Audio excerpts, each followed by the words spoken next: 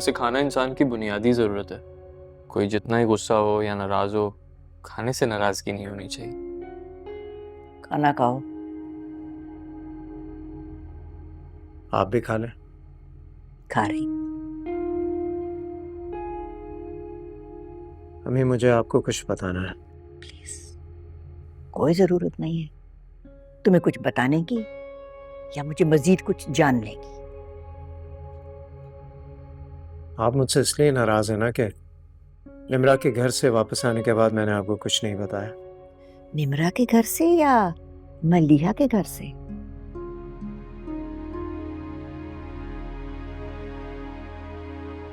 धोखा दे रहे अपनी माँ को, उस माँ को जो तुम्हारी सुख के लिए हमेशा तुमसे ज्यादा गिड़गिड़ाई है खुदा के सामने।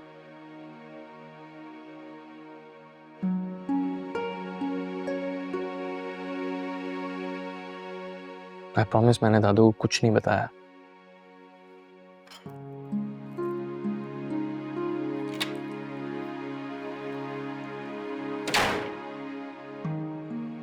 दादू ने खुद गैस किया है, मैंने नहीं बताया। सीरियसली नफरत करती हैं वो मलिहा से। वैसे मलिया आंटी डिजर्व भी यही करती हैं। तुम कुछ नहीं जानते उसके बारे में, इसलिए मत बोलो। मैं नहीं जानता, दादू तो जानती है। वो भी कुछ नहीं जानती, नहीं जानती हकीकत।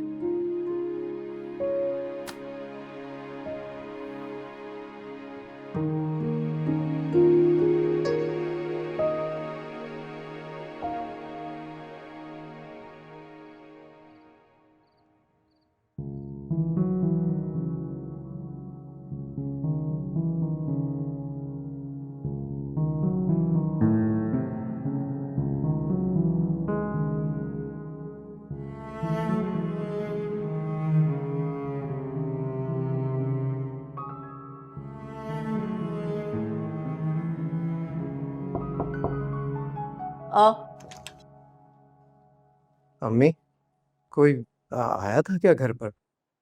नहीं तो दावत तो शाम के लिए, इस वक्त क्यों आएगा कोई? ये पर्ची घर के बाहर पड़ी थी, इस पर हमारा एड्रेस लिखा है। लिखा होगा किसी ने। मुझे लगता है कोई हमारा घर तलाश कर रहा था।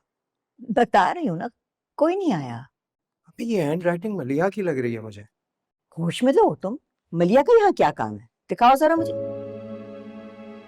हद है, ये सिर्फ हमारे घर का पता लिखा हुआ है इसके ऊपर। नहीं अम्मी, मलिहा की हैंड राइटिंग में पहचानता हूँ। वो हमेशा डेट लिखते हुए नंबर्स के नीचे लाइन डालती थी। कि यहाँ तो कोई डेट नहीं लिखी हुई ना, सिर्फ एड्रेस है। लेकिन लाइन तो और नंबर के नीचे लगी है ना अम्मी। ये आदत मलिहा की थी, वो तलाश करते हुए आई होगी यहाँ। मैं पूछता हूँ आसपास जाकर। दिमाग ठिकाने है तुम्हारा? आज मेहंदी है तुम्हारी और तुम ये कह रहे हो कि मलिया यहाँ आई है। लेकिन अम्मी ये तहरीर। देख, कुछ नहीं है इस तहरीर में। वो मुझे याद आया, एक गैस का सिलेंडर मंगवाया था तो उन्होंने रिक्शे वाले को ये घर का पता लिख के दिया होगा। नहीं अम्मी नहीं, मलिहा की तहरीर पहचानने में मैं गलती नहीं कर सकता। ये उसी की राइटिंग है। इस तहरीर का तो मलिया से कोई ताल्लुक नहीं है, लेकिन जो तहरीर उसने तुम्हारे दिल और दिमाग पे नक्श की है, वो चाहे मैं मर भी जाऊं वो नहीं मिटा सकती। क्यों ऐसा कह रही हैं आप? तो और क्या कहूं? 2 साल हो गए तुम्हें दानिया के लिए मनाते हुए, ये यकीन दिलाते हुए कि मलिया तुम्हारी जिंदगी से चली गई है। अब तुमने वादा किया था कि तुम पूरी ईमानदारी से दानिया को अपनाओगे और मलिया के किए हुए की सजा खुद को या दानिया को नहीं दोगे। लेकिन तुम तो इस जादूगरनी के शहर से निकल ही नहीं सके। हम जाओ जाओ, माइयों में बैठी हुई दानिया को बता दो कि तुम्हें अब तक उम्मीद है कि मलिया लौटेगी, लिहाजा वो तुमसे जुड़ी हर उम्मीद एक बार फिर तोड़ दे। बस रहा है घर, तुम बस जाने दो। दानिया की असमत देखो, मलिया के बारे में सब कुछ जानते हुए भी वो इस शादी पे खुश है। उसकी खुशी की वजह भी आपका बोला हुआ झूठ है। वो यही समझती है ना कि मैं अब मलिहा से नफरत करता हूं। और तुम्हें नफरत करनी चाहिए। बीच मझधार में जो लोग छोड़ के चले जाते हैं वो मोहब्बत के लायक नहीं होते। मोहब्बत के लायक वो लोग होते हैं जो मुश्किल वक्त में सहारा बने।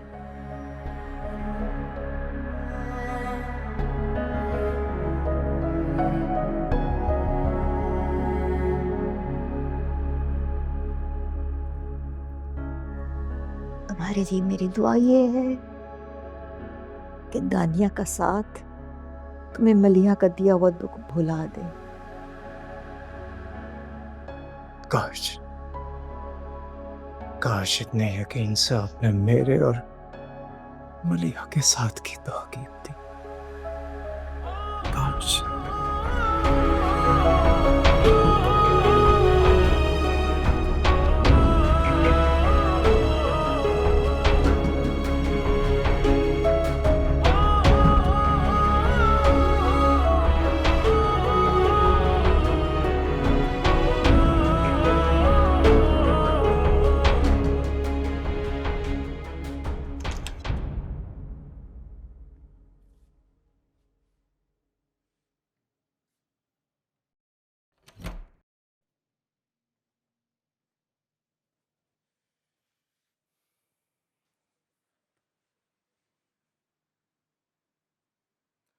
मैं आपको बताना चाह रहा लेकिन बताए तो नहीं ना।